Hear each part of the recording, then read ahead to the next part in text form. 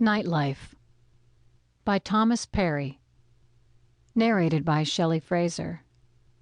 Copyright 2006 by Thomas Perry. This unabridged audiobook is published by arrangement with Thomas Perry and the Random House Publishing Group and was produced in the year 2006 by Tantor Media, Incorporated, which holds the copyright thereto. Chapter 1. Tanya stood in front of the full-length mirror on the bedroom wall and brushed her hair. She watched the other girl in another room, wearing the same new blue skirt and tank top, using her left hand instead of her right to brush the long blonde hair to a shine. Tanya had always secretly relished the existence of the other pretty girl who lived in the other room beyond the glass, like a fish in an aquarium. She loved the whole idea of a second girl who lived a second life. In Wheatfield, when she was little, she had sometimes turned her mother's dresser so the mirror would be directly across from the full-length one on the closet door. She could make a whole long line of other girls, then kick her legs and look like the Rockettes, the nearest ones as big as she was, and the others smaller and smaller as their line stretched off into infinity. She had dressed up in her mother's clothes sometimes so she could change the girl in the mirror.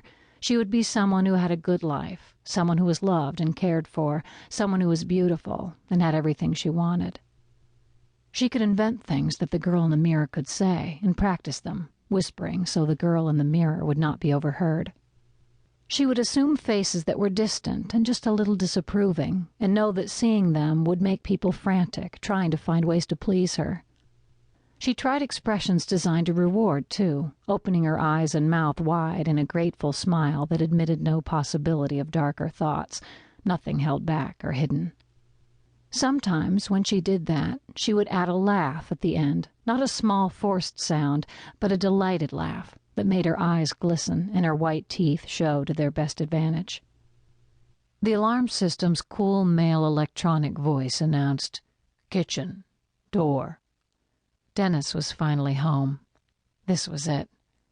Tanya stopped brushing her hair, slipped the brush into her purse, felt for the other handle, and gripped it once, then released it. She could hear Dennis's hard leather soles on the slate floor of the kitchen. There was no sound of his dropping his briefcase on the kitchen floor, so he had set it down gently. He had brought his laptop home again. He was planning to spend the evening working. "Tanya?" He was in the living room now. She put her purse on the floor beside the dresser. "Up here." She spent the next 15 seconds considering him, turning him around and around in her mind and evaluating him. Women always said men had a hard outer shell, but were soft and sweet and vulnerable inside, but she had found the opposite. They had a layer outside that was yielding and squeezable, but when you squeezed, you began to feel the hardness beneath, like bone. She had squeezed him a lot in a short time, and she was already beginning to reach the hardness. He was getting ready to say no to her, to deny her things. Maybe he would even criticize her when the bills came and he could see everything added up. It was time.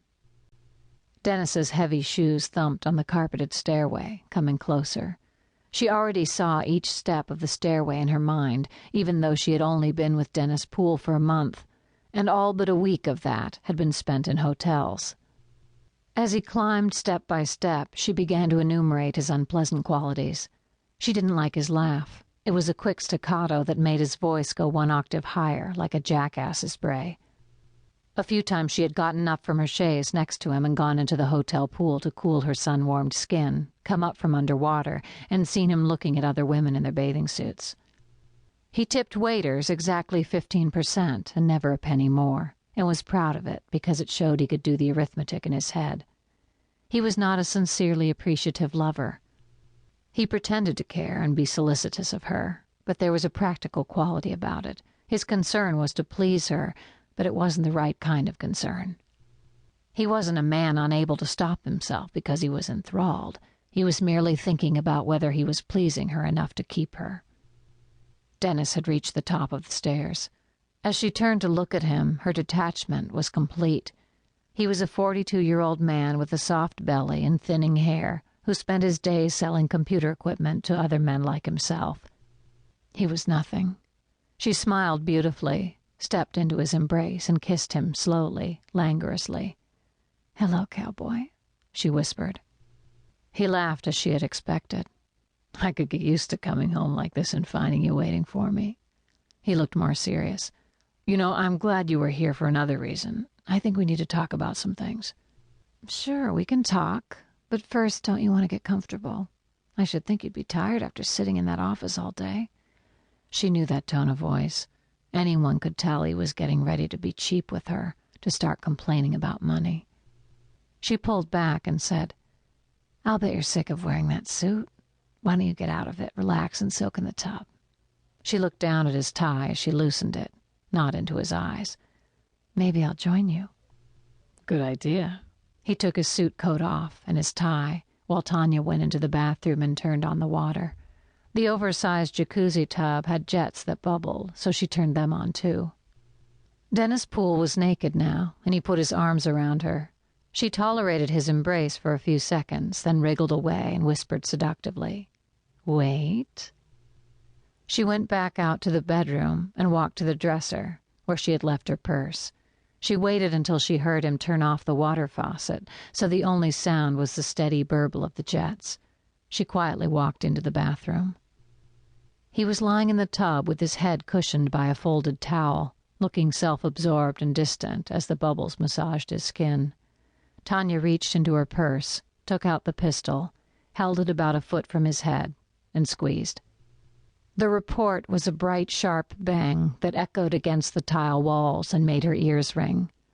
She turned away from the sight of his corpse, the red blood draining into the bath, and stopped being Tanya Starling.